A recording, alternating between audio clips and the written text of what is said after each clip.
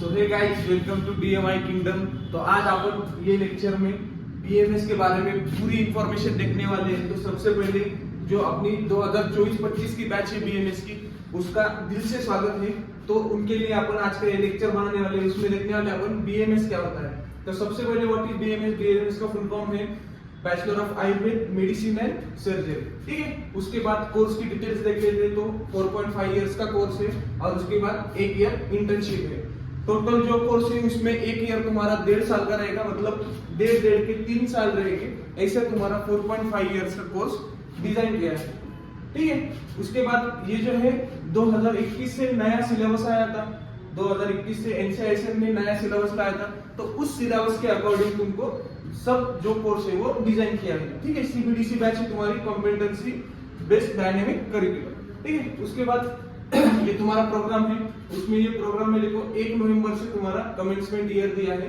ये प्रोग्राम में तुम्हारे सब फर्स्ट टर्म की टेस्ट कब होगी, तुम्हारी समर वेकेशन कब होगी, सेकंड टर्म कब होगा, से लेकर फाइनल तक की तुम्हारा सेकंड ईयर कब होगा, तुम फाइनल में पास आउट कब होगे, ऐसे। तो इधर देखो आप देख सकते हो कि यूनिवर्सिटी एग्जामिनेशन तुम्हारी फर्स्ट ईयर की कब रहेगी, तो 3rd वीक ऑफ मार्च 2026। ठीक है, उसके बाद देखो फर्स्ट ईयर। तो अभी फर्स्ट ईयर में आए हैं सब। तो फर्स्ट ईयर में सबसे पहले 5 सब्जेक्ट है, ये सुन लो। सबसे पहले 5 सब्जेक्ट देखो, संहिता अध्ययन 1, उसके बाद संस्कृत एवं आयुर्वेद इतिहास। तो सबको पता है कि आयुर्वेद में आए हैं तो संस्कृत तो सीखना ही पड़ेगा। ठीक है, उसके बाद पदार्थ विज्ञान, जो रचना शरीर जिसको अपन एनाटॉमी से रिलेट करते हैं, एनाटॉमी है, और क्रिया शरीर जिसको अपन फिजियोलॉजी से रिलेटेड करते हैं। ठीक है, तो एनाटॉमी और फिजियोलॉजी ये जो 2 सब्जेक्ट है, ये तुमको modern as well as Ayurvedic दोनों एस्पेक्ट से सिखाने वाले हैं। ठीक है, 5 सब्जेक्ट है, उनके 9 पेपर है, मतलब संहिता अध्ययन का 1 पेपर रहेगा, बाकी सब्जेक्ट के तुम्हारे 2-2 पेपर रहेंगे। ठीक है, उसके बाद इसमें पूरे 3 टर्म रहते हैं। फर्स्ट ईयर में 3 टर्म, उसमें 9 पीरियडिक असेसमेंट होते हैं तुम्हारे, 2 इंटरनल एग्जाम रहते हैं, और इंटरनल एग्जाम के बाद फाइनल एक तुम्हारी यूनिवर्सिटी एग्जाम होती है।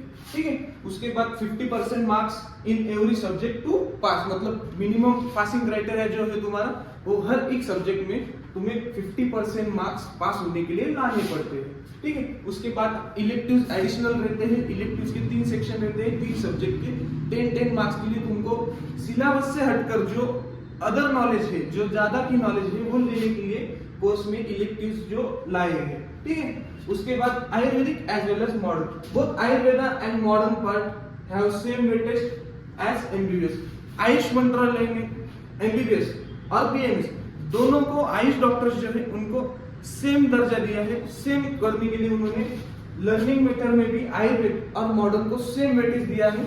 मतलब जितना MBBS वाले मॉडर्न सीख रहे हैं, उतना ही एलोपैथी अपना आयुर्वेद का ही स्टूडेंट सीखेगा। ठीक है, उसके बाद पेपर एंड मार्क्स का जो पैटर्न है वो देखो।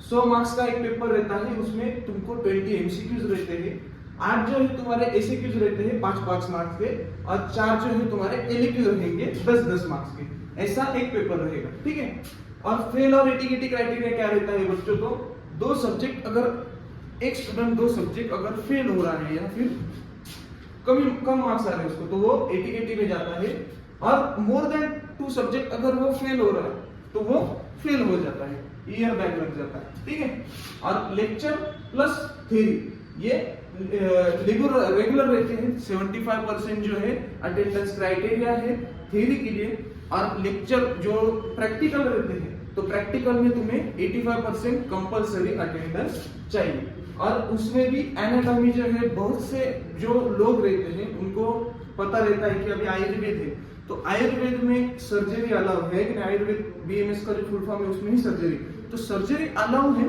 तो उसमें आपको डिसेक्शन सिखाया जाता है। डिसेक्शन मतलब पूरा बॉडी कट करके एक ऑर्गन पूरा होल बॉडी का कट करके स्टडी करते हैं डिसेक्शन में। ठीक है, और उसके बाद नेक्स्ट लेक्चर जो रहेगा बच्चों अपन वो इसेंशियल फॉर BMS जो है, अभी कॉलेज को जाने वाले हैं तो जो कुछ बुक्स रहेगी, डिसेक्शन किट रहेगा, कुछ सब्जेक्ट की नॉलेज से रिलेटेड, मतलब कुछ सब्जेक्ट रहते हैं तो उससे नॉलेज रिलेटेड वीडियो बनाने वाले हैं। तो स्टे ट्यून बच्चों, ये वीडियो को लाइक करो, ज्यादा से ज्यादा फर्स्ट ईयर के स्टूडेंट के साथ ये वीडियो शेयर करो, और चैनल को सब्सक्राइब करो। Thank you.